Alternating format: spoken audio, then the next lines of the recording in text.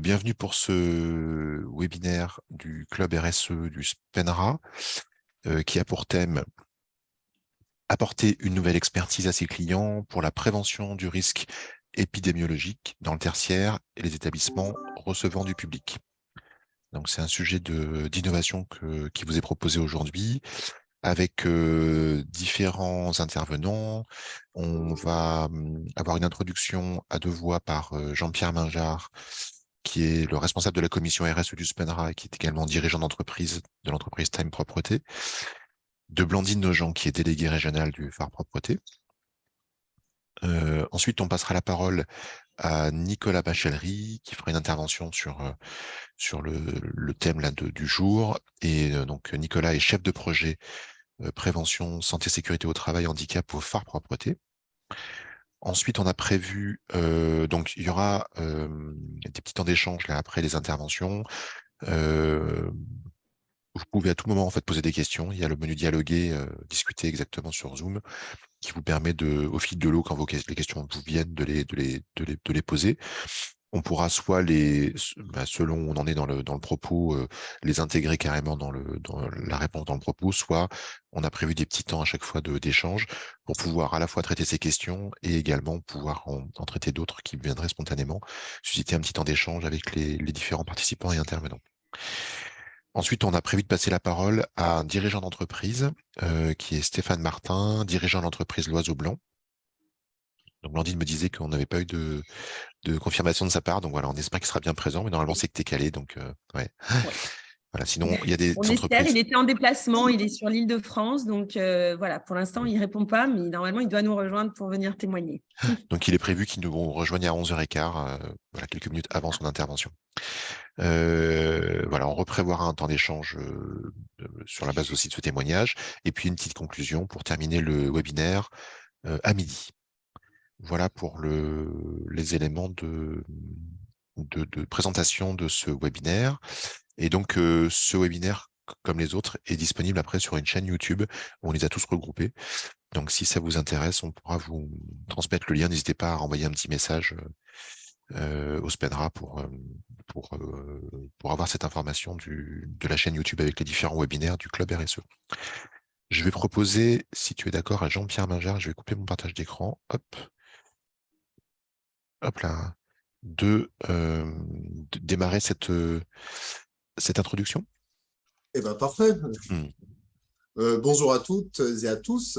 Bienvenue dans ce webinaire. Donc, l'idée d'aujourd'hui, c'est effectivement comme on fait d'habitude, de balayer un ensemble d'items en lien avec la RSE. Donc là, nous sommes plus positionnés sur la santé et sécurité au travail, mais ça va un petit peu au-delà, vous allez le voir. Je n'ai pas à faire de scroll à Nicolas, parce qu'il ne va pas être content. C'est effectivement, ce référent épidémiologique, c'est effectivement de prendre conscience de beaucoup de choses en termes de désinfection et surtout de donner une autre image de nos entreprises et de se placer véritablement en expert auprès de nos clients, de nos salariés aussi d'ailleurs, et de leur donner cette image d'expertise de notre profession. Et c'est aussi faire bouger les lignes, c'est se renforcer chez nos clients. Voilà. Nicolas, je suis désolé, je ne vais pas trop marcher sur tes plates-bandes, donc Pas de souci. je ne rentre pas dans le fond du dossier. Voilà. Ce qui est C'est une belle intéressant, formation que j'ai suivie aussi. Hein. ouais, ce qui est intéressant, c'est que tu dises un peu la motivation. Enfin, tu l'as évoqué déjà un peu, mais qu'est-ce qui a incité finalement la commission et le club RSE à mettre ce sujet à l'ordre du jour? En quoi ça semblait être Là où ça me semble important, c'est qu'effectivement, là, on parle de santé de nos clients, en fait, des usagers aussi au sein chez nos clients et de nos salariés. Autre aspect important, c'est la dimension de l'hygiène qui a été révélée pendant le Covid. Voilà, et il ne faut surtout pas l'abandonner, parce qu'on se rend compte tous les jours que certains ont tendance à oublier un petit peu l'hygiène parmi nos clients. Et c'est de remettre au cœur du sujet l'hygiène, qui est une part essentielle de notre métier, qu'on néglige trop souvent. Très Voilà. bien. Ok, merci Jean-Pierre pour ce bonne introduction. Est-ce que Blandine, tu es ok pour prendre la suite? Oui, voilà, peut-être, je ne vais pas répéter ce qui a été dit. C'est vrai que c'est peut-être faire le lien avec toujours le référentiel sectoriel RSE. Hein. Donc, effectivement, on a la dimension dans le pilier 2 de la gestion sociale des hommes. Hein. Mais c'est aussi sur le 4e pilier, en fait, cette formation sur le référent épidémiologique, le pilier sociétal et notamment l'engagement 17 sur la relation auprès du client et le bénéfice aux usagers, parce que là, on apporte de l'expertise et donc cette formation, elle a pour vocation effectivement de répondre aux besoins, de montrer, de rendre plus visible et d'être proactif par rapport aux besoins de ses clients. C'est apporter de l'expertise, ça a été dit très bien par Jean-Pierre. Et puis, voilà, toujours dans un souci de dialogue, de proposition de prestations. Tout ceci en lien avec ce qui est fait au niveau de la branche sur la relation, la démarche auprès des clients, de la relation client. Je rappelle juste que je profite de cet échange, de l'existence d'un site achatpropreté.com où vous avez effectivement un certain nombre de recommandations, de travaux qui ont été co-construits avec un vivier de clients publics et privés pour travailler sur la posture auprès des clients. Voilà, donc tout ceci est en lien et effectivement, on est toujours dans une logique d'apporter, de consolider vos connaissances pour apporter du plus par rapport au référentiel sectoriel RSE. Et là, on va plus vers finalement l'engagement 17, voilà, dans le cadre du quatrième pilier. Voilà ce que je pouvais dire. Très bien. Merci beaucoup, Blandine, pour cette mise en contexte. Mais je propose à présent de passer la parole à Nicolas Bachellery. Alors, Nicolas, je t'ai mis en co-hôte pour que tu puisses partager ta présentation, si c'est OK pour toi, pour que ce soit plus fluide, que tu puisses avoir la main dessus. Alors, Nicolas va nous présenter de quoi on parle finalement à travers cette démarche de la prévention des risques épidémiologiques, d'où vient cette démarche et quels sont le contenu de ce projet, les étapes et les propositions de la branche sur le sujet. Merci. Bonjour à toutes et à tous. Merci pour cette introduction qui est parfaite, qui reprend tous les grands axes de ce pourquoi on a travaillé sur ce sujet. Je vais vous retracer un peu l'historique de comment on en est arrivé là jusqu'à les différents outils mis à disposition des entreprises de propreté par la branche. Si on reprend l'historique, il faut revenir quasiment 2 ans, un peu plus de 2 ans maintenant en arrière. Il y a plusieurs choses qui se sont croisées. La première, c'est que dans le cadre dans la chefferie de projet de Véronique Vansten sur la RSE, elle suivait déjà depuis de nombreuses années, beaucoup plus de 2 ans, la consommation de produits et notamment de produits désinfectants. Et le constat avait été fait avant la crise Covid que l'utilisation et la consommation de produits désinfectants augmentait faiblement, mais régulièrement tous les ans. On avait une tendance à désinfecter un peu plus que l'année précédente. Donc, c'était déjà un sujet qui posait question, en tout cas, parce que l'utilisation de produits désinfectants est assez différente, qu'on soit dans le sud de l'Europe ou dans le nord de l'Europe. Ils désinfectent beaucoup moins dans le nord de l'Europe, et pourtant, avec une prévalence d'épidémies pas plus importante. Donc, ça faisait déjà poser question sur l'aspect, alors plutôt environnemental au départ, puisque de fait, les désinfectants sont des biocides. Après, il y a eu, à partir de 2020, la crise Covid, qui a eu un impact très fort, évidemment, sur les prestations et les sociétés d'entreprises de propreté, et où, sociétalement, il était devenu inacceptable, pour différentes raisons, de ne pas désinfecter. Et on le voit encore, même dans certains lieux publics, 2 ans et demi après, malgré l'évolution des connaissances sur le sujet, notamment sur la capacité du virus responsable de la Covid-19 à résister à la détergence. On voit encore des affiches un peu partout en disant que le lieu est désinfecté régulièrement. Donc, pendant le Covid-19 et en début de crise, notamment sur les consignes du gouvernement, il y a eu une explosion de l'usage de la désinfection. Et clairement, en début de crise, il était inenvisageable de faire autrement, puisque de toute façon, la population attendaient qu'on mette en place cette désinfection de manière très renforcée. Mais avec l'évolution des connaissances au cours de la crise Covid-19, on s'est rendu compte que finalement, ce n'était peut-être pas nécessaire de mettre en place de la désinfection outrageusement. Et puis surtout, les entreprises de propreté, vous avez pu mesurer à quel point les demandes clients n'étaient pas toujours très étayées. Leurs demandes de désinfection, on a vu tout et son contraire. On a vu des clients qui ne voulaient pas de désinfection du tout. D'autres qui, au contraire, demandaient une désinfection plusieurs fois par jour, sol, mur, plafond, point de contact, etc. Et tout ça, finalement, sans avoir une assise scientifique pour prendre ces décisions de type de prestation. Parallèlement à ça, il y a eu en 2020 la publication du 4e plan santé-environnement qui faisait la part belle à la partie santé environnementale et qui a intégré une notion qui était un usage raisonné et raisonnable des produits biocides en général et donc de la désinfection. Partant de tout ça, après avoir réagi rapidement et efficacement d'ailleurs sur les premières propositions de protocole Covid auprès de l'État pour les faire modifier, parce que je vous rappelle qu'ils intégraient de la javel en veux-tu en voilà, la branche s'est dit qu'il fallait qu'on arrive à déterminer et à produire un support un peu scientifique sur la nécessité ou pas de mettre en place de la désinfection pour lutter contre les épidémies.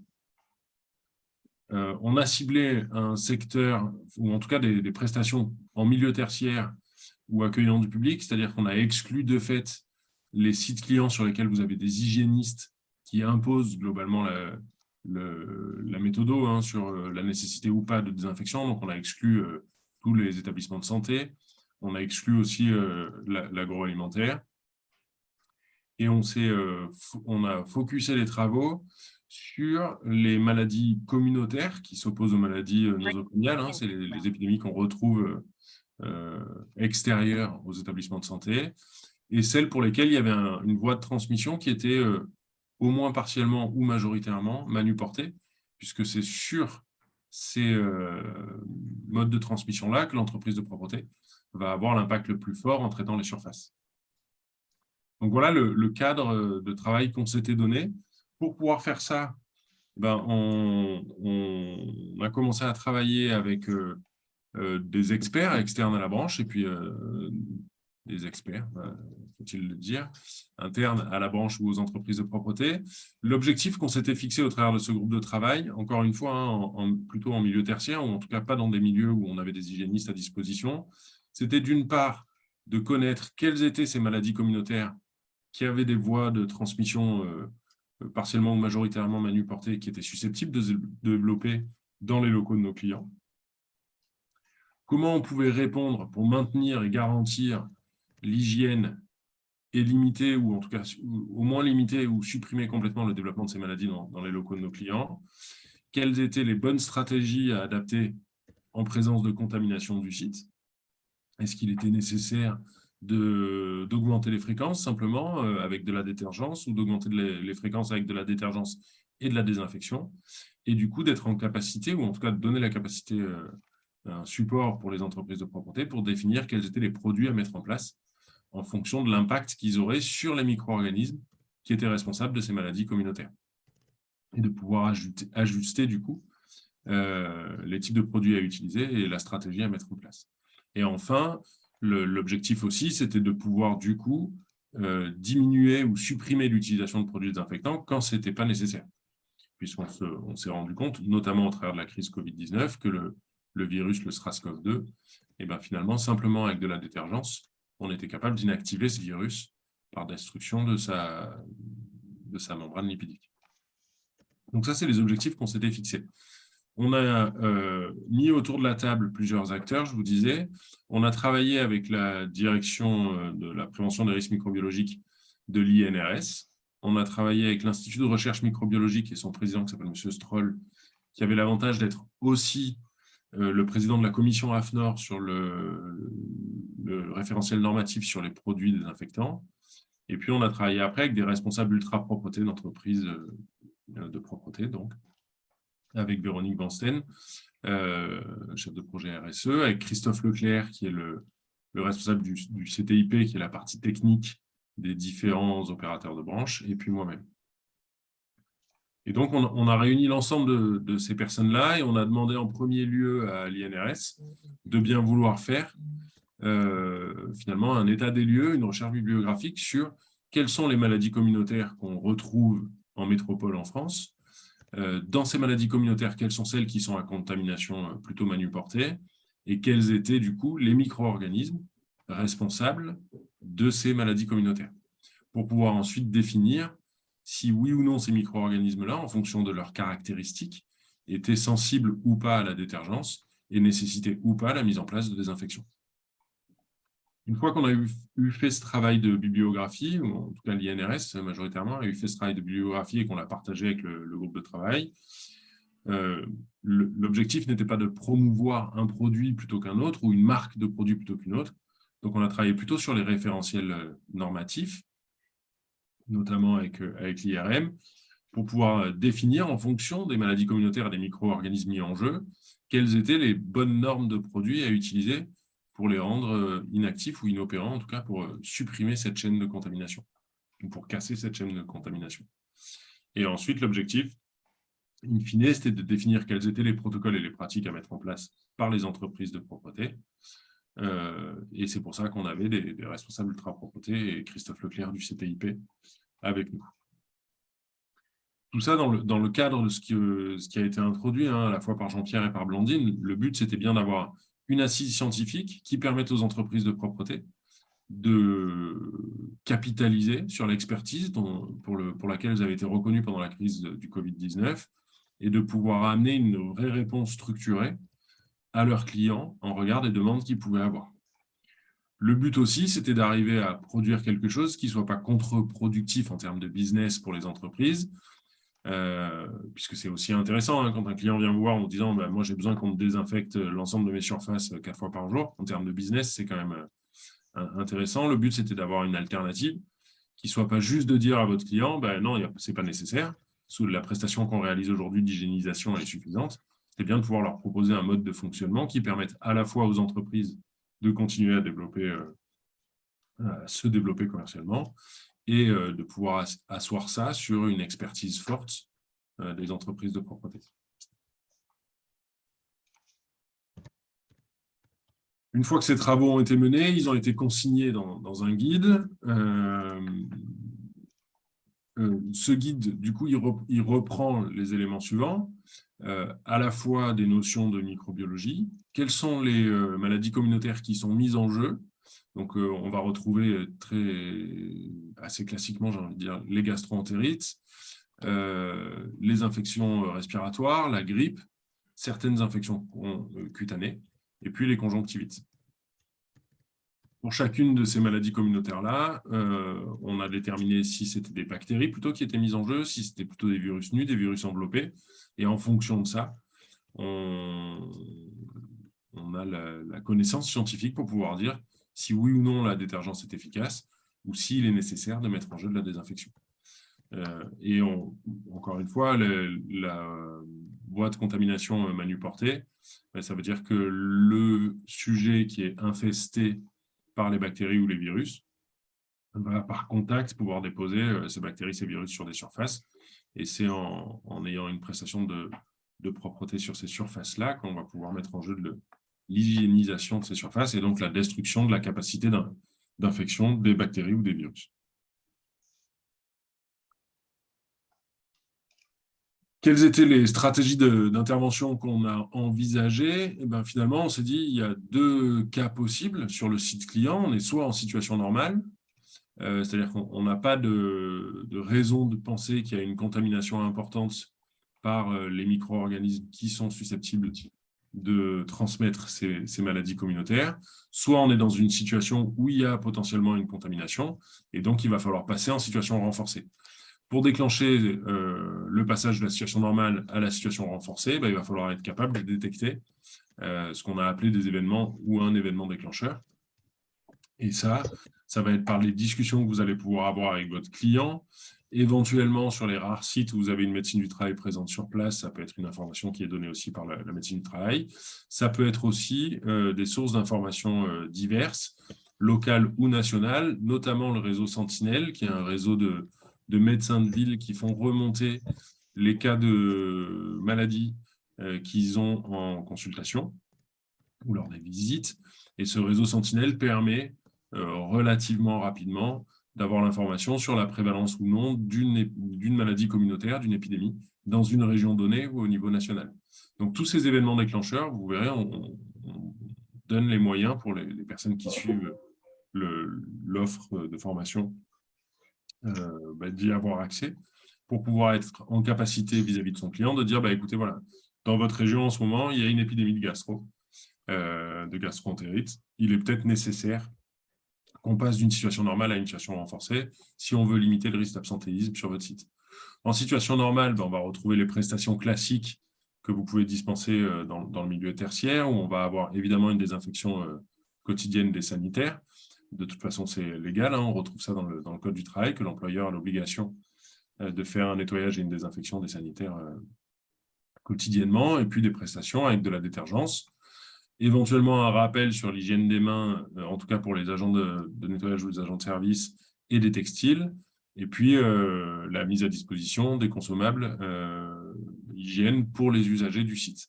En situation renforcée, on va augmenter les fréquences de passage avec de la détergence, et si c'est nécessaire pour les quelques maladies communautaires dont les micro-organismes responsables sont résistants à la détergence, on mettra en place de la désinfection renforcée au niveau des points de contact, des salles de pause, etc. etc. Pardon. On va avoir un conseil plus fort sur l'hygiène des mains à la fois des agents, sur la gestion des textiles, et aussi sur la sensibilisation qu'on peut faire auprès des usagers en termes d'hygiène des mains, parce que c'est quand même un bon moyen de réduire le risque épidémique. Et puis, il va y avoir une surveillance renforcée au niveau des consommables hygiène usagers pour être sûr qu'ils ne se retrouvent pas en situation de rupture. Une fois qu'on a mené tout ce travail-là, défini l'ensemble de ces éléments-là, on a, je vous le disais, regroupé tous ces éléments dans un guide sur la prévention du risque épidémiologique en milieu tertiaire et dans les lieux qui accueillent du public. Donc, dans ce guide, vous allez retrouver l'ensemble des éléments à la fois bibliographiques sur la microbio, des éléments sur les cycles de vie des différents micro-organismes qui sont mis en jeu, des références sur les référentiels normatifs, l'utilisation des produits et les protocoles d'intervention. Mis à dispo aussi des entreprises de propreté, en regard de ce qui avait été défini par le groupe de travail et rédigé dans le guide. On a construit une formation que je vous présenterai un peu plus en détail par la suite, une formation qui s'appelle « Référent prévention du risque épidémiologique », qui va permettre aux entreprises de propreté d'acquérir éventuellement ou de conforter cette expertise sur ce sujet-là et d'avoir une personne au sein de l'entreprise qui a de bonnes connaissances solides sur ces différents éléments-là et qui, de surcroît, sera en capacité de réfléchir à l'organisation de l'entreprise pour être en capacité de passer de cette situation normale à cette situation renforcée et puis être en capacité aussi d'aller expliquer, adresser, sensibiliser et vendre cette prestation à un client. Il est mis à disposition aussi pour ceux qui ont suivi la formation un espace dédié sur le site du Monde de la propreté où vous allez retrouver les supports de cours finalement qui ont été utilisés dans la formation, le guide bien sûr, les protocoles d'intervention, on verra qu'il y en a 6 de mémoire, une foire aux questions qui est animée par le consultant qui fait toute la partie sur la microbio, qui va pouvoir répondre, et qui est animé par Christophe et moi aussi, on va pouvoir répondre sur des questions techniques liées à cela, et éventuellement mettre en place des échanges entre pairs d'une entreprise à l'autre. Donc ça, c'est la globalité de ce qui est proposé aux entreprises de propreté. Je vous disais, il y a des protocoles qui sont rédigés et disponibles. Donc, on a rédigé 6 protocoles. Un premier qui est sur le lavage des mains, encore une fois, dans l'objectif de limiter au maximum cette contamination et de casser cette chaîne de contamination. Un protocole, enfin plusieurs protocoles sur les situations normales et les situations renforcées. Un protocole sur le nettoyage régulier avec des rappels. Enfin, vous connaissez ça encore mieux que moi, mais sur les temps d'application. Est-ce qu'on rince pas après une désinfection, après une détergence? les concentrations, les référentiels normatifs sur les différents produits. Donc ça, c'est en situation normale. En situation renforcée, un protocole avec uniquement de la détergence où on va simplement augmenter les fréquences de passage pour répondre à un risque de contamination pour une maladie communautaire dont le micro-organisme serait inactivé ou détruit par la détergence, et un protocole avec et le nettoyage et la désinfection.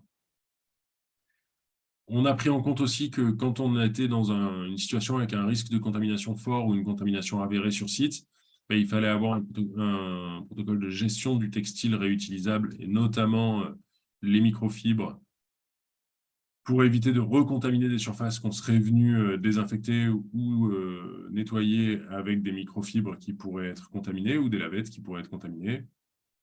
Et puis un protocole un peu spécifique sur la gestion des fluides corporels, ça nous paraissait important quand on a une contamination avérée des usagers du site et qu'on a des personnes qui auraient pu contaminer très directement avec des fluides corporels les locaux. Et donc, comment est-ce qu'on intervient quand il y a une zone qui est touchée par ces fluides corporels. Donc, tous ces protocoles, encore une fois, ils sont disponibles sur la page dédiée et remis au cours de la formation aux personnes qui viennent suivre cette formation référent prévention des risques épidémiologiques. Comment est construit le parcours de formation? C'est du distanciel. Il est intégralement pris en charge par le phare propreté. Donc, il y a une première journée de 5 heures. On a essayé de caler des horaires qui sont le plus compatibles possible avec l'activité des salariés des entreprises de propreté, notamment de l'encadrement, parce que c'est quand même une formation qui est relativement dense dans sa première journée sur des aspects un peu scientifiques.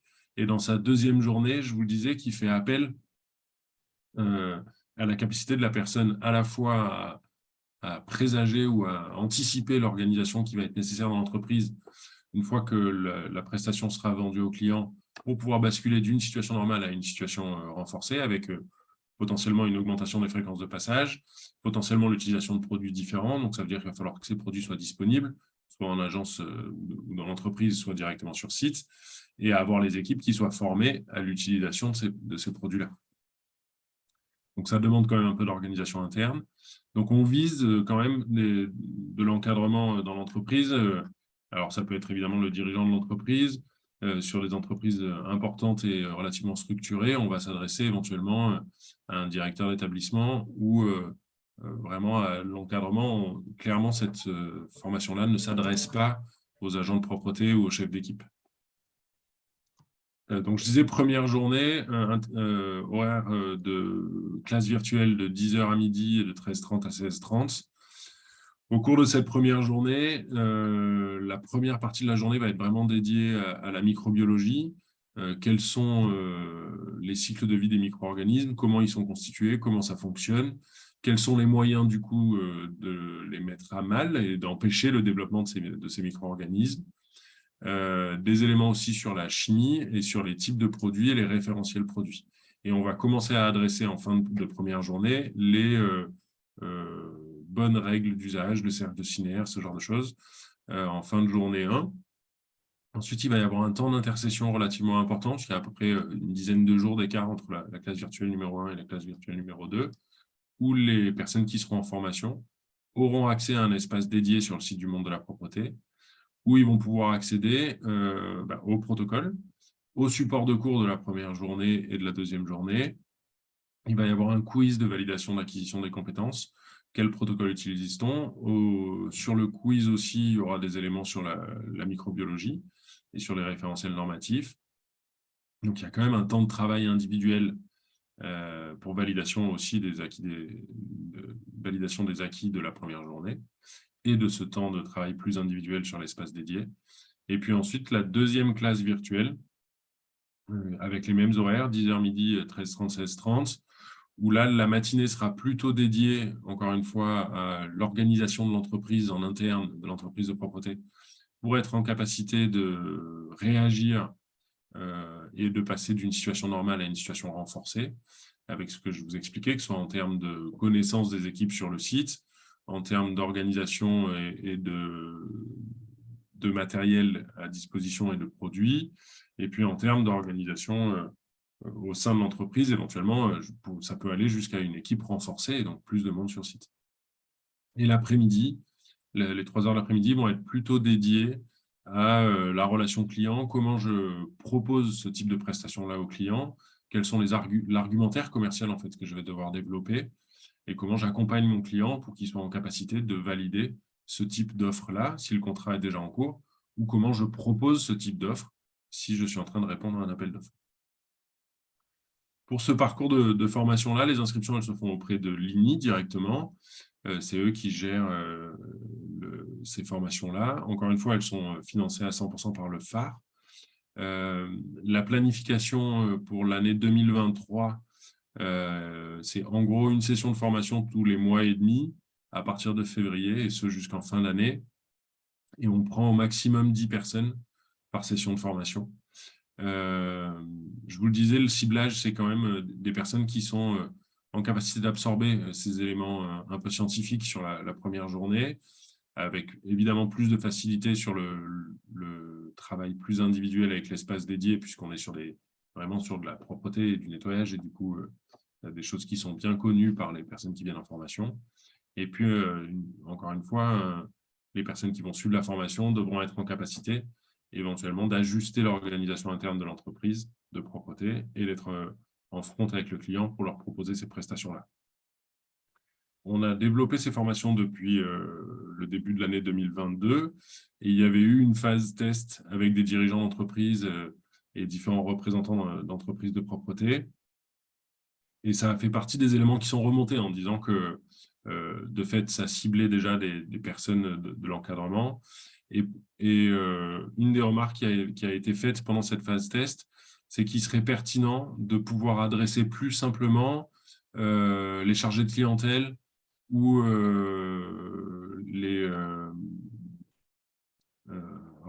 les inspecteurs, qui sont souvent ceux qui sont en première ligne avec les clients. Et du coup, pour pallier à ça, dans l'espace dédié, les personnes qui vont suivre la formation vont aussi retrouver un support simplifié qui permet en 2 heures de faire de la sensibilisation au sein des entreprises de propreté de ces populations-là, inspecteurs et chargés de clientèle, pour qu'eux puissent avoir un premier niveau de réponse vis-à-vis du client. Voilà ce que je voulais vous présenter ce matin. Merci beaucoup, Nicolas. Je ne sais pas si je suis dans le timing ou pas. Parfait. Bon, très bien. Vraiment, c'est... Juste, j'aurais voulu, si je peux me permettre, poser la question aux entreprises de propreté qui sont là. Est-ce qu'il y en a qui ont suivi ces formations-là, sachant qu'en 2022, on aura formé à peu près 110 ou 120 personnes. Et s'il y en a qui ne l'ont pas suivi, est-ce que ça vous paraît intéressant et est-ce que vous envisagez de vous y inscrire éventuellement l'année prochaine? Alors, n'hésitez pas. Toutes les autres questions que vous auriez. Ouvrir vos micros, on est pas trop nombreux, vous pouvez prendre la parole. Pour moi, en fait, j'ai essayé de m'inscrire, j'ai jamais pu, et c'était toujours plein, donc, plusieurs fois. J'ai pu m'inscrire, mais j'ai jamais réussi, en fait. Alors, je suis navré. On a rajouté 2 sessions parce qu'effectivement, les sessions étaient pleines. Donc, il y en a eu 2 en juin et il y en a une deuxième en novembre. Et fin novembre, début décembre. Et je ne veux pas présager des choses, mais il me semble que sur la session qu'on a rajoutée fin novembre, début décembre, je vais vous donner les dates exactes. Alors, moi, j'étais plutôt sur le début de l'année. D'accord. J'ai essayé plusieurs fois. Oui, le début de l'année, ça s'est rempli très vite. Voilà. Et après, en fait, ça m'a semblé pas inutile, mais vu que la grosse vague était passée, en fait, je me suis dit, bon, ben, tant pis, on a géré comme on a pu et bon, on n'est pas une grosse entreprise, donc on ne s'est pas trop mal débrouillé. Mais en fait, c'était pour avoir peut-être plus de connaissances par rapport aux microbes, aux virus, sur le premier jour, quoi. Vous voyez, que la formation. OK. Voilà. Alors, je vous le dis, je viens de vérifier, du coup, il reste 2 places sur la session le premier module est le 25 novembre et le deuxième module est le 2 décembre. Et sur la session qu'on a rajoutée pour la dernière de l'année, là, il nous reste 2 places. J'ai que 8 personnes inscrites et validées. Je regarderai du coup. Donc voilà, si vous le souhaitez, il reste 2 places sur ces sessions-là. Et puis de toute façon, on réouvrira des sessions à partir de février. D'accord. Merci. Bonjour. Bonjour. Bonjour à tous. Bonjour et bienvenue. Bonjour. On est en pleine session de passage un peu de questions-réponses suite à la présentation de Nicolas Bachellery. Donc, voilà, bienvenue à vous. Nicolas proposait aux entreprises de propreté qui sont présentes là dans l'Assemblée de dire si elles avaient participé à la formation déjà, si ça leur semblait intéressant d'y participer. Ouais. Voilà, alors pour les autres entreprises présentes, je vois David Colella. Je ne sais pas si vous voulez prendre la parole. J'ai vu qu'il y avait Emmanuel Lopère qui avait ouvert son micro. Sinon. Oui, alors oui, alors on est deux de... Bonjour à toutes et à tous. Merci pour la présentation, M. Bachellery. Alors non, moi, je n'ai pas pu suivre la formation. Moi, je suis directeur d'agence de données de service Grenoble. Et je suis donc, il y a aussi, j'ai vu qu'il y avait mon collègue qui est responsable QSE Région Honnête, en Alpes. Et est-ce que ça vous semble du coup intéressant? C'est la deuxième partie de la question de Nicolas. Alors c'est très intéressant. Moi, je verrais plutôt ça pour ma responsable qualité, pour qu'elle puisse justement organiser toute la stratégie en cas de nouvel événement. Mais oui, c'est très, très intéressant. Merci. Alors, je vois qu'il y a Martin aussi. Je ne sais pas si vous voulez prendre la parole. Bonjour à tous. Bonjour Martin. Bonjour Martin. Non, moi, j'ai jamais participé à ce genre de formation. Je connaissais même pas leur existence, à vrai dire. Mais c'est vrai que nous, on a beaucoup formé nos agents, nos managers et nos responsables de secteur. C'était très spécifique au Covid et du coup à l'utilisation des virucides, etc. Mais aller plus loin et peut-être plus loin dans la démarche serait intéressant.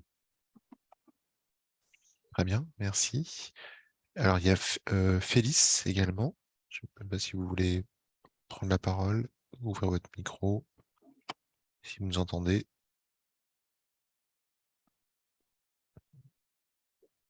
Alors, et en parallèle, pendant en attendant de voir si la personne se manifeste, il y a Jean-Pierre Minjard, du coup, peut-être que tu peux dire 2 mots. Oui, alors pour 2 mots, effectivement, moi j'avais fait la formation test. Voilà, crash test ou test. Non, plutôt intéressante. Alors, le premier principe, je tiens à dire qu'il n'y a pas besoin d'avoir fait médecine pour suivre cette formation. C'est vrai que Nicolas, on peut perdre un peu les gens, mais c'est relativement simple, c'est vraiment vulgarisé bien correctement d'ailleurs. C'est bien, ça peut effectivement concerner ce qu'on appelle un REX, un responsable d'exploitation, qui peut aussi aller dedans. Ça peut concerner aussi si vous avez des commerciaux, qui ne soient pas évidemment que des gens qui mettent les pieds dans la porte, mais vraiment des technico-commerciaux. Je trouve très intéressant de les former, parce que déjà, si on vend des marges, ça donne un autre aspect de notre métier, et c'est important. Voilà. Pour répondre aussi à une contrainte, j'ai entendu tout à l'heure, ça diminue un petit peu tout ce qui est virus. Je pense pas. Et puis, quand on voit qu'en entreprise, il n'y a pas que le Covid. Effectivement, des épidémies de gastro, ça peut être une catastrophe dans des boîtes. Et certains clients l'ont vécu. Voilà, quand on commencera à avoir 4-5 absents dans des bureaux, ça commence à faire mal. C'est effectivement des arguments qu'on peut avoir. Voilà, c'est ce qu'on appelle la fameuse valeur ajoutée qu'on va mettre derrière notre prestation. Et vis-à-vis de nos clients, ça nous donne une toute autre dimension. Je pense que vraiment, c'est une formation à suivre. Moi, sur début 2023, je vais inscrire mon responsable d'exploitation dessus. Très bien, merci Jean-Pierre. Alors, il y a Lino Manuguera, qui j'ai pas passé la parole. Il me semble que dans votre entreprise, quelqu'un a dû suivre la formation. Je crois que c'est Ronis. Bonjour. Oui, alors je ne suis pas du tout au courant si quelqu'un a suivi la formation, étant donné que, alors moi, je je suis commercial du coup pour la société depuis le 1er septembre. Et avant, je n'étais pas du tout dans le secteur du nettoyage. Donc, c'est pour ça que là, je suis le webinaire, notamment pour m'imprégner d'autant plus du vocabulaire et des problématiques qui touchent tout le secteur. Très bien. Et ça vous semble intéressant par rapport au contact client que vous avez, du coup, au contexte dans lequel... Ouais, très intéressant. Très intéressant. Très bien. Je vous remercie. Pour vous donner une idée des fonctions qui ont suivi la formation depuis le début de 2022 et jusqu'à la première session de novembre, on a 30% des personnes qui ont suivi la formation qui sont des dirigeants d'entreprise, des gérants d'entreprise. On a 13% de personnes qui faisaient partie du commerce, donc plutôt des responsables commerciaux, directeurs commerciaux, etc. On a 23% qui sont issus de l'exploitation, avec des responsables d'exploitation, parfois quelques responsables de secteur, des directeurs d'agence, etc. On a 16% de QSE et 18% de personnes qui viennent d'autres fonctions dans l'entreprise, qui peuvent être RH, etc., etc. Pour vous donner une idée de la répartition des populations qui ont suivi la formation. Très bien. Merci beaucoup. Je propose qu'on... Emmanuel, oui, bien sûr. Ouais, excuse-moi, Jean-Pierre. James, Nicolas, est-ce que tu sais si chez Honnête, en fait, le siège, notamment au niveau QSE, justement, des personnes ont suivi cette formation? Parce que pour faire écho à ce que disait Davy, en fait, je ne sais pas s'il faut le faire en agence, en région, en national. Enfin, tu vois, bon, après, il y a des bon, tu connais bien, mais... Oui, je crois. Alors, pour le coup, QSE national, clairement, Émeric n'a pas suivi la formation. Il y avait Dominique Salcioli qui a participé à l'élaboration du guide, etc., mais qui travaille plutôt sur l'UP chez vous. Ouais. C'est bien, j'ai dit chez vous. Après, non, des gens de chez Honnête, je ne suis même pas sûr du tout qu'ils en aient eu, ne serait-ce que un. D'accord, ok. Bon, je vais me rapprocher alors d'Émeric pour voir effectivement comment on peut organiser ça. Ouais. Okay, je pense honnêtement que c'est intéressant. Alors, au niveau régional, ça apporte une culture de toute façon, c'est sûr. Et après, je pense que le bon ciblage chez Honnête, pour moi, ça me paraît être les responsables d'exploit. Ok. Très bien. Bon. Merci. Merci pour cette présentation. Je propose qu'on passe à la deuxième partie de ce webinaire avec le témoignage de Stéphane Martin qui nous a rejoint. On le remercie entre-temps. Donc, Stéphane Martin qui est le dirigeant de l'entreprise L'Oiseau Blanc, qui est située en Île-de-France, si je ne me trompe pas. Et du coup, c'est une première pour nous. On est vraiment content de pouvoir, dans ce cadre de ce webinaire, qui a plutôt une vocation régionale, Auvergne-Rhône-Alpes, de pouvoir aussi permettre des échanges avec des entreprises d'autres régions. Donc, merci de votre présence. Donc, vous avez suivi la formation et voilà, ça me semblait intéressant de partager avec vous un retour d'expérience sur voilà, quelques questions qu'on vous propose de traiter. C'est les motivations qui vous ont amené à vous engager dans cette démarche et à suivre cette formation, les impacts que ça a pu avoir auprès de vos équipes, quelles évolutions vous avez pu observer dans la relation avec vos clients, et puis plus largement, voilà, les recommandations que vous pourriez faire à d'autres entreprises de propreté qui souhaiteraient s'engager, quel intérêt ça pourrait avoir pour elles. Ok. D'abord, merci de m'accueillir, et puis voilà, je vais essayer de répondre à vos attentes. N'hésitez pas à me poser des questions, hein, si ça sera plus facile. Très bien. Voilà, donc voilà, moi j'ai une entreprise en effet là, en Île-de-France, donc les motivations au départ, c'était on fait pas mal d'écoles, hein, d'écoles privées notamment, et donc le problème, enfin l'expérience Covid a fait que nos clients comptaient sur nous pour trouver les bonnes solutions de désinfection notamment, et donc là l'intérêt d'avoir un référent chez nous pour ces risques épidémiologiques, c'est justement de se positionner comme un expert. Donc là-dessus, voilà, de permettre ensuite de faire, de pouvoir voir dans l'entreprise mettre en place des choses plus structurées que lorsqu'on était en période Covid, on était plutôt dans les réactions. Là, c'est de devenir proactif et de prévenir les clients de risques à venir et de solutions qu'on peut mettre en place. Donc, voilà, ça, c'était les motivations premières dans l'entreprise. Sur la formation elle-même, voilà, là, je rejoins là, ce qui a été dit là, tout à l'heure. Il n'y a pas besoin d'être docteur et sciences et tout. Voilà, il y a des notions qui sont abordées, mais de façon très intéressante et pragmatique sur ce qu'est un virus, ce qu'est une épidémie, ce qu'est une bactérie, etc. Et savoir justement faire la juste désinfection. Donc, il y a quelques notions voilà, là-dessus qui sont abordées, mais voilà, ça permet de mettre les choses au clair. Et ensuite, c'est justement les solutions après, avec les questions à se poser sur, déjà au sein de l'entreprise, structurer une offre là-dessus, que ce soit sur, déjà en interne, sur voilà, la bonne sélection des produits, des méthodes, identifier les clients cibles également. Donc, comme je vous disais, moi, au départ, c'était par rapport aux écoles, mais on s'aperçoit qu'il y a de l'écoute aussi auprès des clients tertiaires également. On fait aussi de la copro d'habitation. Là, il y a peu d'écoute là-dessus, mais voilà, ça répond à d'autres besoins de ce côté-là. Donc, alors, moi, j'ai fait cette formation au mois de juillet. Hein, au mois de juillet, après, il y a l'été, etc. On a toujours plein de projets. Donc, voilà, c'est toujours un petit peu difficile, mais il faut vraiment voilà, créer un petit groupe de travail dessus pour aller au bout de l'offre. Du coup, vous avez pu commencer à structurer, avancer un petit peu dans ces deux clients que vous avez évoqués, là, sur la partie plutôt école et plutôt tertiaire?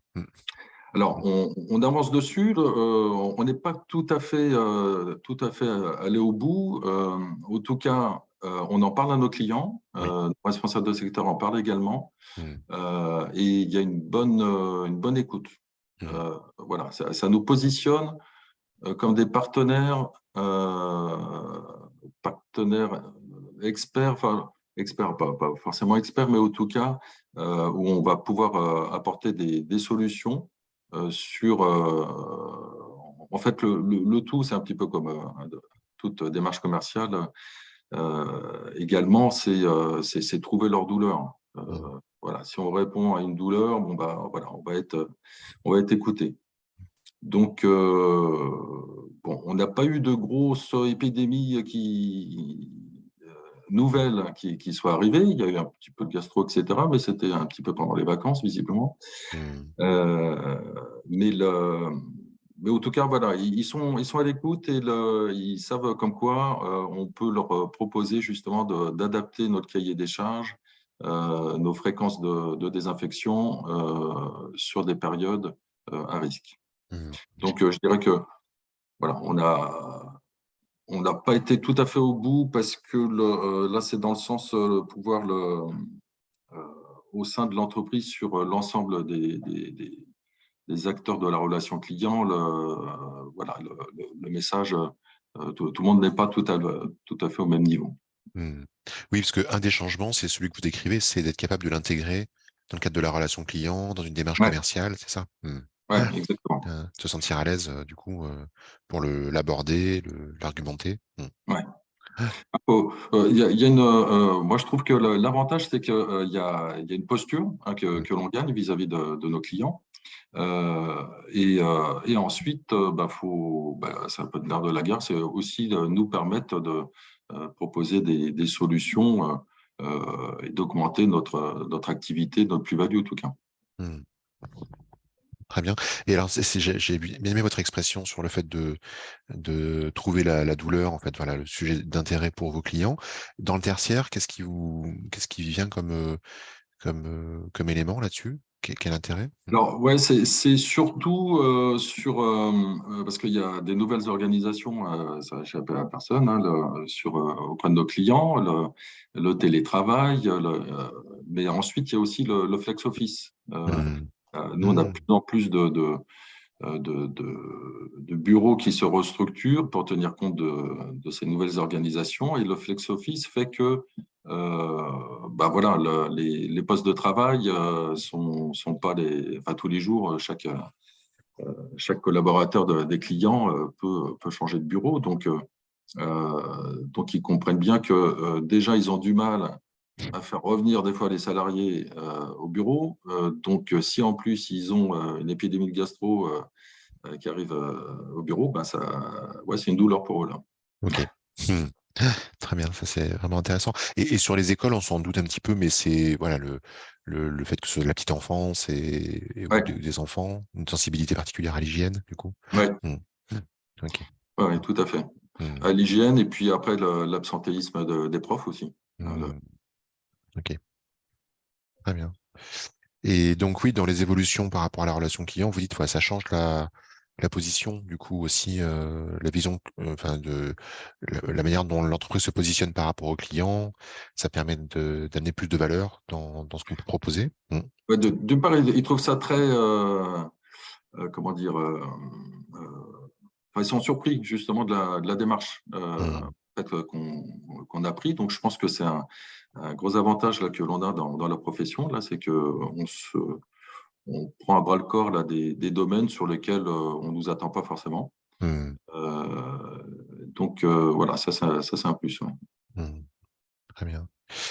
Et si vous deviez recommander du coup à d'autres entreprises, à vos collègues de suivre, s'engager dans cette démarche, quels arguments vous mettriez en avant? Écoute, c'est voilà, tout ce que j'ai développé un petit peu avant. Moi, en termes de population, alors on demande beaucoup à nos responsables de secteur, tout ça. Là, ils sont multicasquettes, ils ont des plannings quand même assez chargés. Donc, voilà, je pense qu'il n'y a pas forcément besoin de former tout le monde. Mais par contre, voilà, choisir quelques personnes référentes. Une seule personne référente, moi, par rapport à ma structure, hein, voilà, on est à peu près 300 personnes, c'est un peu court. Il faut des relais là-dessus. Donc 300, vous avez une ou deux personnes qui ont été formées du coup, qui ont suivi la formation comme Deux personnes. Deux personnes, d'accord. Moi-même et un responsable de secteur. Ouais. D'accord.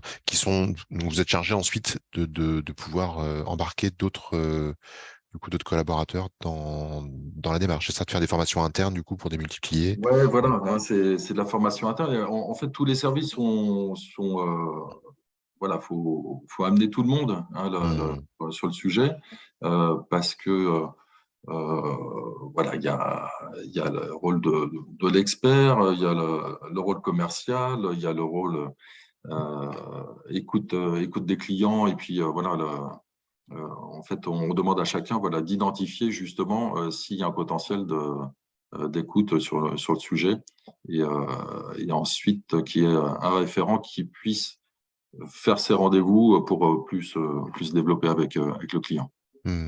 Très bien. Il y a un sujet, alors que en suivant l'information, vous avez dû aborder, mais que Nicolas a présenté dans la première partie, je trouve vraiment très intéressant, alors qui aussi justifie qu'on traite ce sujet dans le cadre du club RSE et de la commission RSE, et qui était même avant le Covid, d'une sensibilité par rapport à la désinfection, ayant conscience que ces produits, voilà, c'est des produits biocides et qu'il faut les garder à juste place, qu'il ne faut pas généraliser, avec un début de pratique, Nicolas a bien témoigné aussi au Covid, d'un peu d'emballement, où il fallait tout désinfecter, y compris avec des produits non souhaitables, etc. Et puis, voilà, on revient à un certain équilibre. Du coup, voilà, est-ce que ça résonne pour vous, ça, dans la relation avec le client Ouais, enfin, disons que là, alors là, c'est plutôt en interne, la juste désinfection là, dont on parlait. C'est vrai qu'au Covid, on y est allé à fond en disant tout ce qui désinfecte, on prend. Enfin, déjà, on avait du mal à avoir des désinfectants déjà au départ. Donc, mais ouais, la formation précise que voilà, justement, ça met au clair les choses où il n'y a pas forcément besoin de désinfectants pour certaines situations et certains virus ou bactéries, quoi. Oui, replacer, et puis même la nouvelle offre peut s'appuyer aussi sur un nettoyage de qualité sans forcément aller jusqu'à la désinfection, c'est ça? Ouais, Okay, en tout cas, ça donne des exemples pour expliquer aux clients en disant parce que je ne sais pas si vous avez eu, mais nous, on a eu des clients en disant non, il faut reprendre la javel, il faut y aller. Il n'y a que ça qui va être efficace. Donc, ça permet de rappeler aux clients qu'on est des professionnels, on sait exactement ce qu'il faut faire et on peut expliquer pourquoi. Voilà. Très bien. C'est l'objectif. Et pareil, dans les possibilités qui sont offertes quand on suit la formation, il y a le fait de pouvoir se connecter finalement à une source d'information pour anticiper un petit peu ce qui se passe. Donc, je pense au réseau Sentinelle qui a été évoqué par exemple. Et ça, du coup, je perçois que ça a pas mal de valeur ajoutée, du coup, de pouvoir venir en proposition au client en disant, bon voilà, on identifie sur le territoire qu'il y a une évolution de telle épidémie et on peut s'adapter, avoir avec vous Est-ce que c'est quelque chose que vous avez déjà eu le temps de commencer à mettre en place Oui, alors en fait, une chose que j'ai découvert, c'est en fait le réseau Sentinelle, il est public, hein, on peut tous y accéder. Et tout. Moi, je pensais qu'on avait justement une ouverture de droit exceptionnelle dans la profession. Mais en fait, voilà, le tout, c'est de s'y intéresser. Ça permet en fait d'anticiper. C'est le réseau Sentinelle permet d'anticiper en disant c'est en train de monter, donc d'ici 3 semaines, ça va être une épidémie, quoi. Ok. Donc, du coup, c'est là qu'il faut décrocher le téléphone pour commencer à en parler. Très bien, ça laisse le temps de s'organiser, de pouvoir Faut adapter l'organisation. pas oublier, après, c'est un impact aussi interne sur nos organisations de pouvoir s'adapter, de changer un cahier des charges ou des fiches de poste ou des organisations. C'est pas toujours très simple. Et donc, voilà, c'est des choses qui nous obligent à organiser en interne comment on peut gagner en agilité là-dessus. La formation, elle sert aussi à ça, moi, je trouve, c'est bien identifier tous les impacts que ça peut avoir, mais pas qu'au niveau de présentation de l'offre auprès du client, mais sur nos organisations à nous. Oui, et puis il peut y avoir des questions de rythme de passage aussi, donc d'heures complémentaires à faire ou d'équipes supplémentaires à prévoir. Donc, ok, c'est très précis. Ouais. Très bien. Eh ben, je vais proposer aux participants qui ont des questions d'ouvrir leur micro, c'est le plus simple, et de partager si vous avez, suite à ce témoignage, ou besoin de précision. Je pense à Nicolas, s'il y a des choses sur lesquelles tu veux rebondir, ou des questions qui vous viennent par rapport à cette expérience, des besoins de précision. À votre dispo.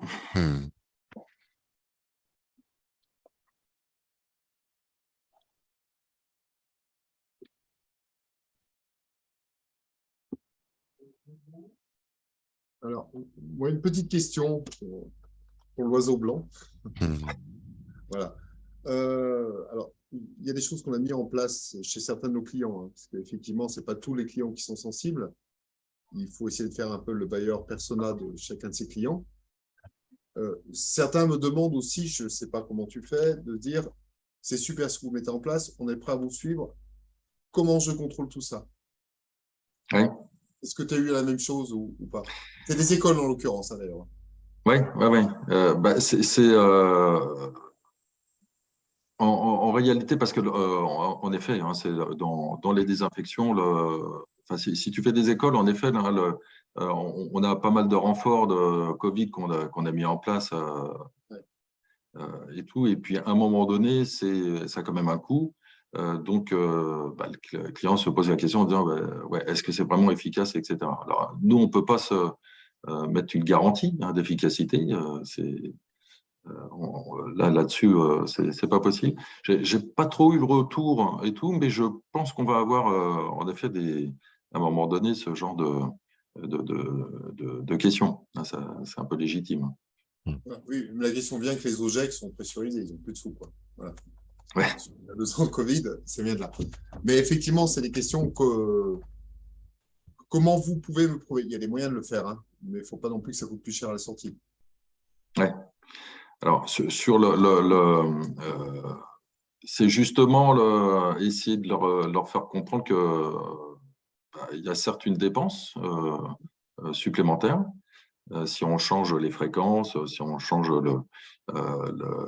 donc du coup voilà, une facturation complémentaire par rapport à justement l'absentéisme que ça peut représenter, les dysfonctionnements qu'ils peuvent avoir eux en interne, quoi. C'est toujours là la difficulté, c'est de leur faire bien comprendre cette partie-là, quoi. Oui, elle est compliquée. Oui, il y a l'économie qu'on va générer, le coût de la non-qualité, on appelle ça. Voilà. Mais prouve-moi que ta non-qualité que tu me vends soit efficace.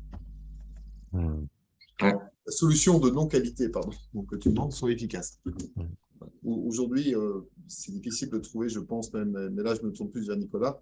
Il n'y a pas d'unité de contrôle de moyens là-dessus qui existe, qui soit simple, qui ne soit pas trop dans des coûts.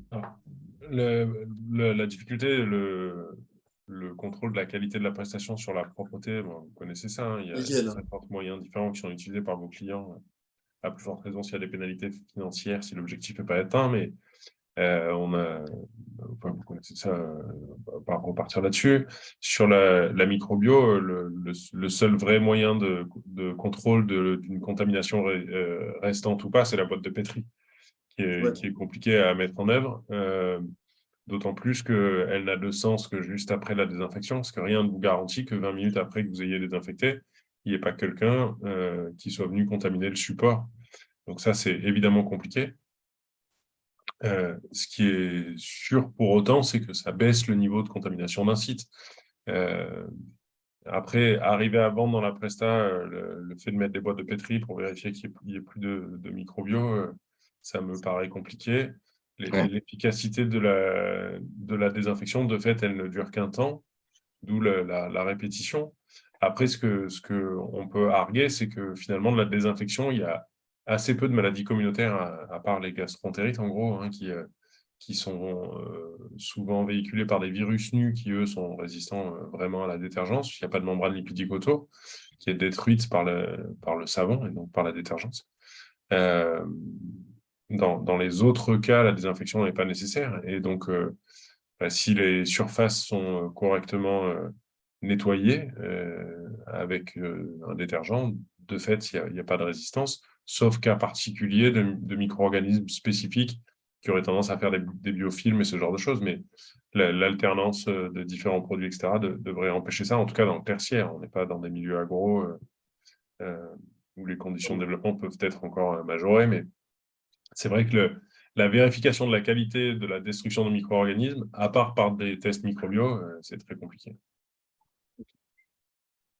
Je pense que là parce que peut-être dans ce que j'expliquais, je parlais juste le côté essayer de vendre de la prestation en plus, c'est quand même mieux.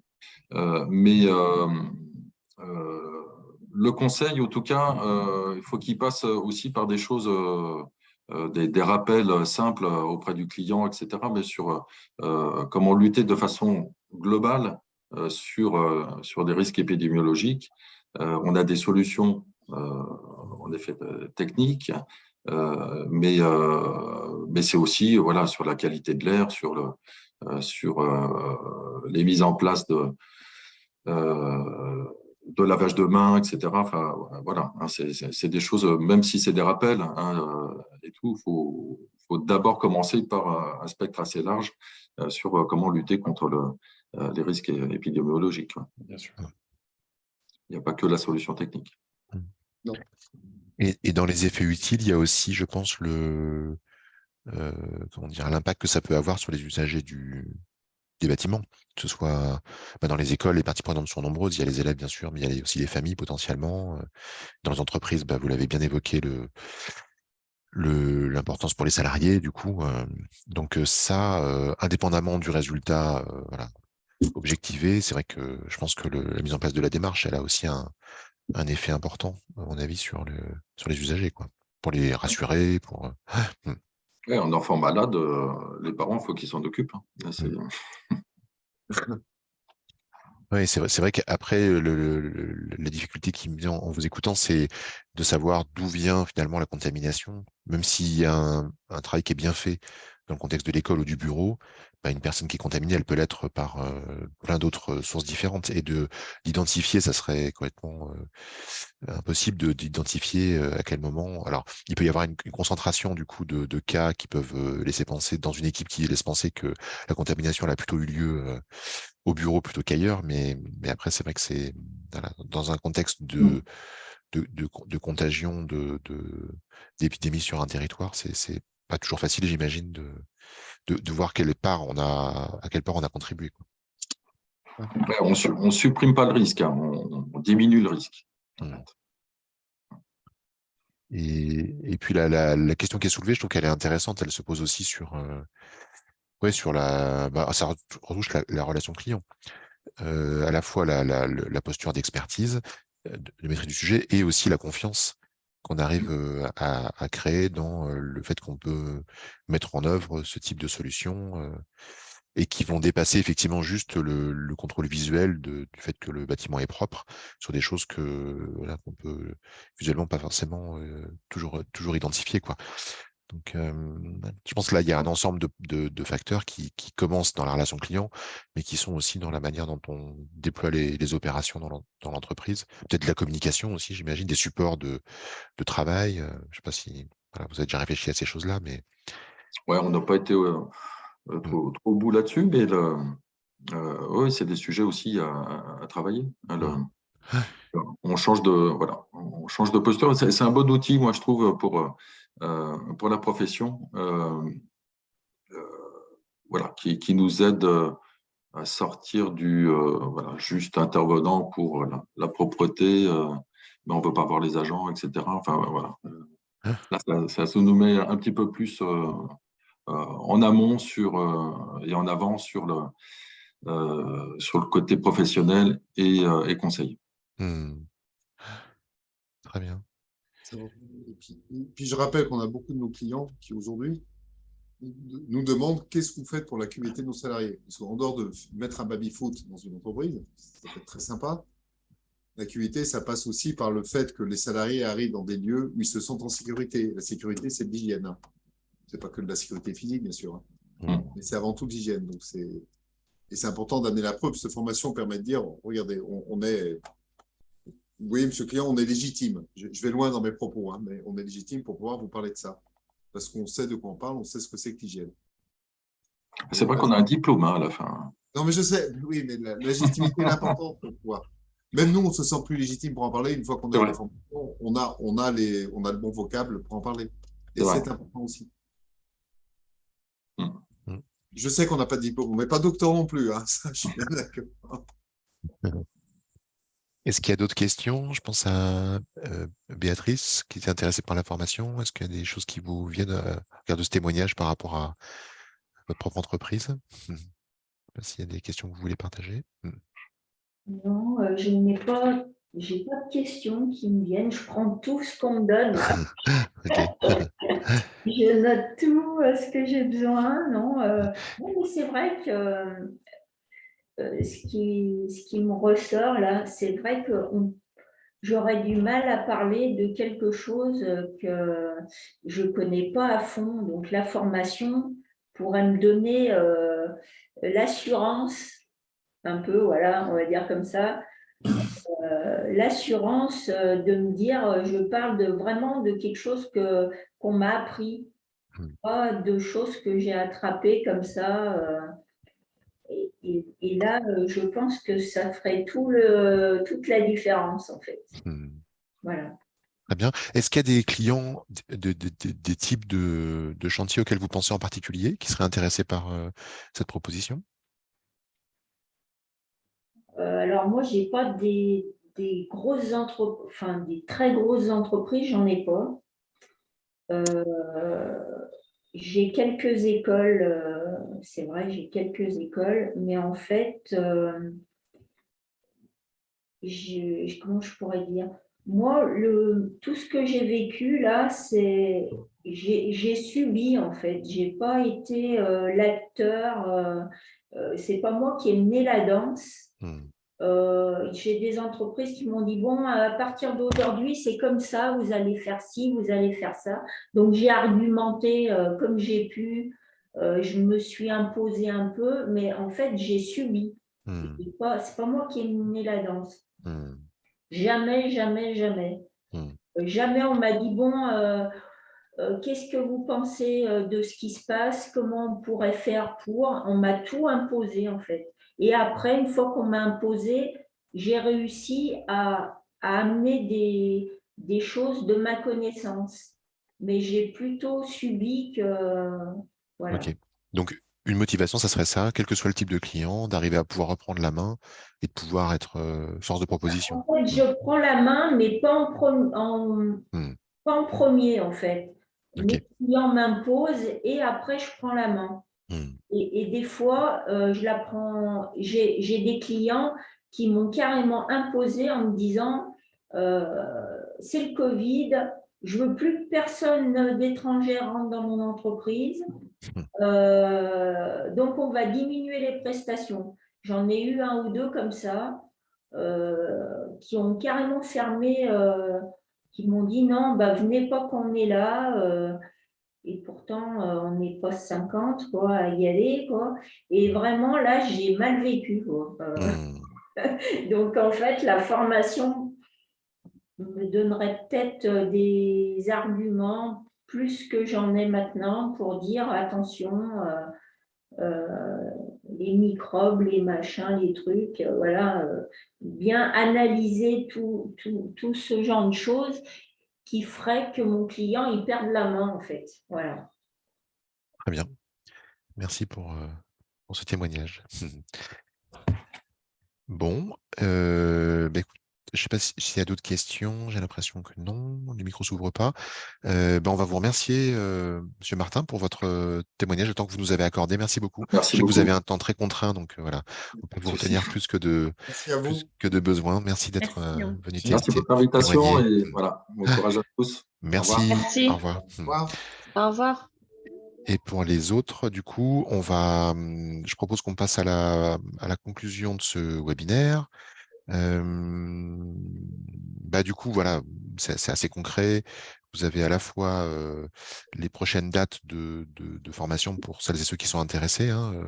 Nicolas, tu témoignais sur le fait qu'il y avait 2 places encore disponibles. Oui, là. il reste 2 places sur les sessions qui ont lieu le 25 novembre et le 6 décembre. J'ai un doute, du coup. Je vais vous redire ça. 25 et 2 décembre. 25 et 2, voilà, exactement. Voilà. Merci beaucoup. Et ensuite, la planification est en cours avec les consultants pour l'année 2023. Très probablement une première session mi-février et ensuite à peu près tous les mois et demi au cours de l'année avec une pause pendant les congés d'été. Moi, j'ai une difficulté, c'est que je suis sur le terrain et en même temps dans mon bureau et du coup, en journée, j'ai souvent des chantiers. Donc, en fait, c'est compliqué. Il y a certains jours, j'ai des formations, c'est compliqué, quoi. Alors, c'est des vendredis. Les vendredis en particulier, c'est compliqué. C'est pas des jeudis, le 25 et le 2, c'était souvent des jeudis, en tout cas, les formations jusqu'à maintenant. Bon, voilà. Ah oui, non, là, pour le coup, c'est des vendredis, mais ça avait été souvent des jeudis. Normalement, on essaye d'éviter le vendredi, justement. Mais là, c'est comme c'est une session supplémentaire. Je n'arriverai pas à la déplacer parce qu'il y a déjà pas mal de gens inscrits. Non, mais c'est pour ça qu'il reste des places. Peut-être. C'est peut-être pour ça qu'il reste des places, vous avez raison. Je ferai attention à ce que les suivantes ne soient pas le vendredi. Normalement, c'est des jours qu'on essaye d'éviter. On fait plutôt ça les mardis, les jeudis. Très bien. Si on a le choix. Très bien. Marc. Voilà, et du coup, c'était vraiment très intéressant. Merci Nicolas pour la mise en perspective et les éléments de contexte. Je trouve que, voilà, même si j'imagine qu'on trouve certaines ressources sur le site Monde Propreté sur ces sujets, mais voilà, mis en mots tel que tu l'as présenté, ça permet vraiment de se rendre compte dans un temps limité des tenants et aboutissants de la démarche. Donc, voilà, ça donne vraiment envie d'en savoir plus et de participer.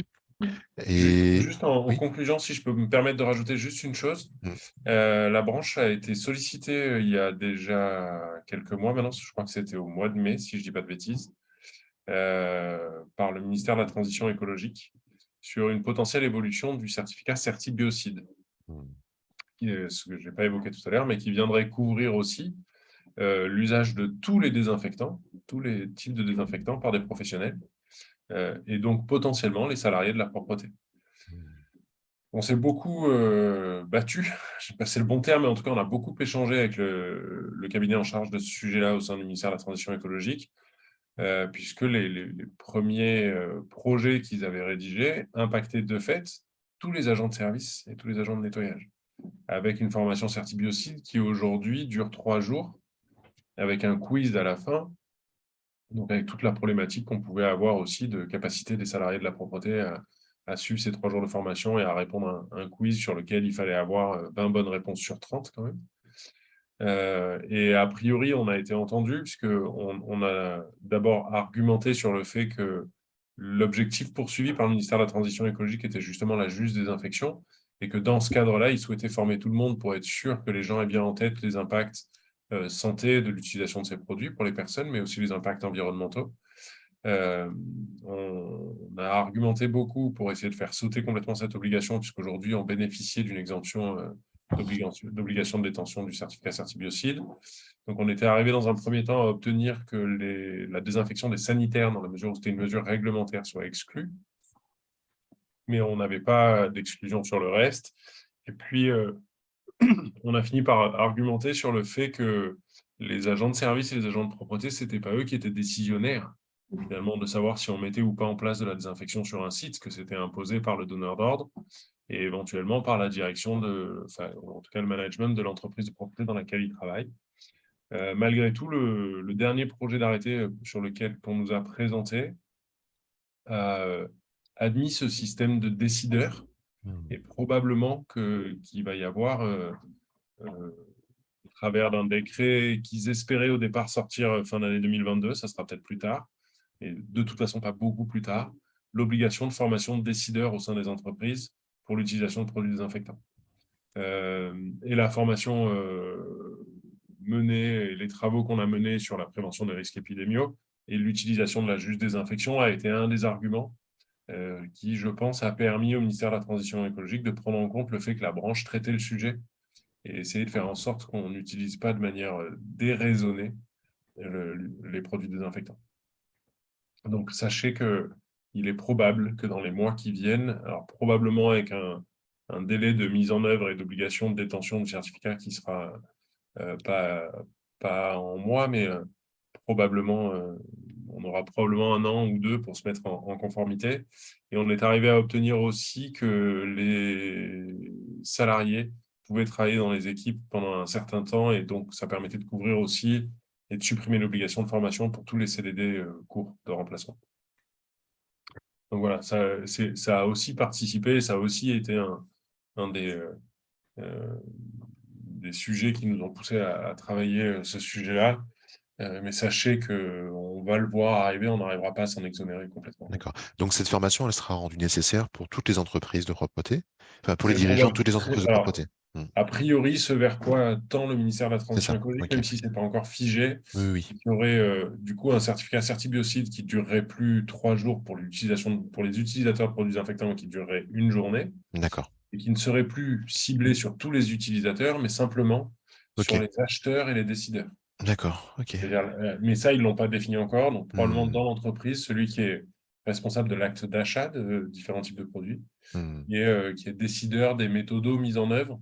Donc, probablement que dans les entreprises, on n'aura qu'une personne pour des structures relativement raisonnables, un peu plus pour des structures très importantes comme chez Emmanuel Lopère. Mais on aura réduit très grandement le nombre de personnes et on n'a plus 3 jours, mais seulement une journée de formation, très probablement. Très bien. Merci pour cet éclairage. C'est vrai que c'est une information d'actualité importante qui incite encore plus à, du coup, s'investir dans le sujet. Voilà, bon, et pour vous dire aussi que voilà, c'était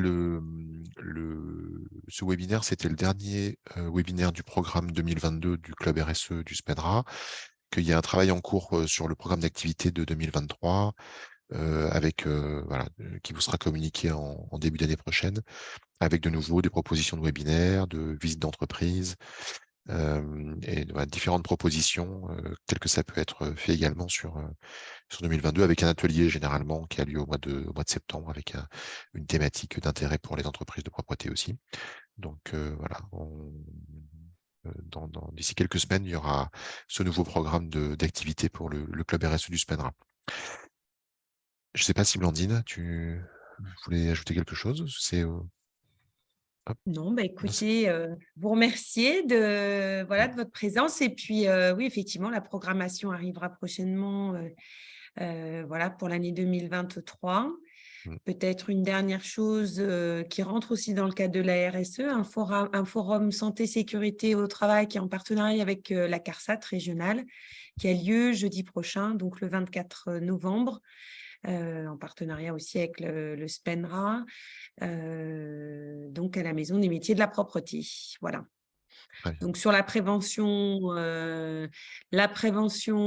santé sécurité au travail dans notre secteur, avec un focus sur effectivement notre maladie professionnelle première, on va dire les TMS, les fameux troubles musculo-squelettiques, mais pas uniquement, voilà, donc avec des témoignages et des interventions diverses. Donc c'est sur la matinée du 24 novembre prochain, démarrage à 9h. Voilà. Très bien. On sera là. Bon, merci beaucoup à chacun, chacune. Merci en particulier à Nicolas de l'intervention.